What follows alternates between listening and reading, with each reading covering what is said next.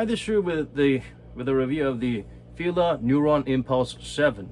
The Neuron series is a recent running performance shoe that's released by Fila. If you remember, Fila is more famous for those classic models, or those comfort or fashion wear more so than performance. In the 90s, there was a time when Fila actually virtually overtook Nike in terms of popularity among hoopers, especially basketball fans, that is.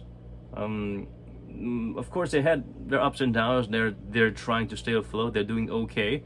Their fashionable, affordable shoes are doing really great all over the world. They're a lot more cheaper in Korea than in your country, I guarantee you that. And there's more variety here. Fila is a Korean company, by the way. It was Italian, but it was acquired by a Korean CEO, and then it's been a Korean firm since the 90s. So this particular shoe, the previous Impulse model, it looks very similar, but here's the difference. Inside this midsole is a carbon, full-length carbon in between it. You don't feel the carbon right underneath your foot, so that's okay. That's comforting. You can actually feel the foam working. But yeah, you can see the springiness at work here. But personally, I'd rather they not have the plate in the forefoot, because even though you don't feel that extreme discomfort like you do in a lot of Adidas models where you have the plate right underneath your foot, even if it's in the middle of midsole, the midsole is considerably thinner in the forefoot than in the heel, and you need something that's more sensitive and something that soaks up the pressure on the forefoot. So on the forefoot, I would say they should not have had the plate at all. On the heel, having a plate is good. It actually helps to distribute the force evenly. Overall, I personally prefer it without the plate. The previous Neuron model with this what they call the energized rush foam, it feels really great. It's like a cross between Lunar and React. It feels softer than React, but a little bit bouncier and firmer than Lunar. Lunar is a kind of like quick sink kind of a feeling foam. So this is a really good balance. I wish Fila would produce more shoes with this foam, like basketball shoes. There's a lot of players they could endorse right now. And they even have the Chinese brand that ripped off Jordan brand and then took the case to court and then won a case court in a lawsuit in China against the Jordan brand, who call themselves Qiaodang, with a silhouette of Jordan doing a layup. So that brand has become a legit brand and is sponsoring an NBA player, Keldon Johnson, was it? I'm not too sure, but yeah, that's going on. So Fila is a really well recognized brand, and it has its golden era in the 90s, and I wish they could bring it back. Right now, Fila is mostly thriving off of making affordable budget shoes that school kids will wear with their uniform, or fashionable shoes for the ladies, or basically it's just about, basically they're like Converse. Anyway, the outsole is a minimum rubber outsole on select areas to provide minimal traction. They're pretty good. It's better than having no outsole like they do in the crazy Under Armour Flow models these days.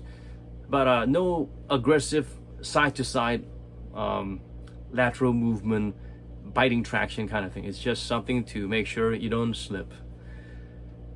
The shoes for size 9, it weighs about 320 grams, and it actually feels lighter than what the digits show, even if 320 grams is also pretty damn light. Overall, the foam, the padding all around is very nice. It fits true to size. You might even want to go down half a size if you have a really narrow foot. The upper material, it's sort of like little rubber linings and some fused material with you can see my hand, the color of my skin inside. That's how transparent and breathable it is. It's soft yet stable, and it's breathable. I like what they did with the upper here. One thing I don't like is this little part, the elevated part around the Achilles heel. Depending on the shape of your foot and the habit or the gait of your walk, you might feel these little parts annoying. Yeah, like a la Zoom Braves when you had these parts pinching you. That's my only complaint. This is my only complaint. And of course, compared to the previous model, which had no carbon inside, I would rather have the full advantage of enjoying the energized rush foam on its own.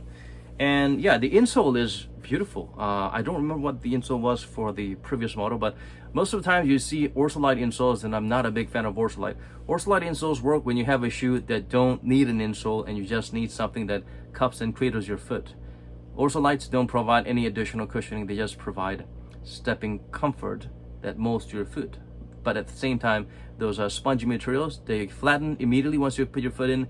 They're not gonna do anything for you, and then they kind of bounce back up, but that's all. They're kind of memory foam. They come back to shape, they hug your foot, but that's all that's all it does. The EVA foam, personally, it slowly molds to the shape of your foot, and because it molds around your foot and you still have that level of rubbery foamy material around your toes and certain parts of your foot, you feel that one-to-one fit and that additional level of comfort without being excessive. Bring back those EVA foams. I want those EVA foams. I want my EVA foams. No more ortholites, please. Oh, and the price range, at least here in Korea, it's going on sale, and it's really, really, really affordable. So if you ever have a chance to visit Korea, or if someone who's here, you can ask them for a favor and send one of these to you, because this is a really nice foam jogging, running, walking shoe.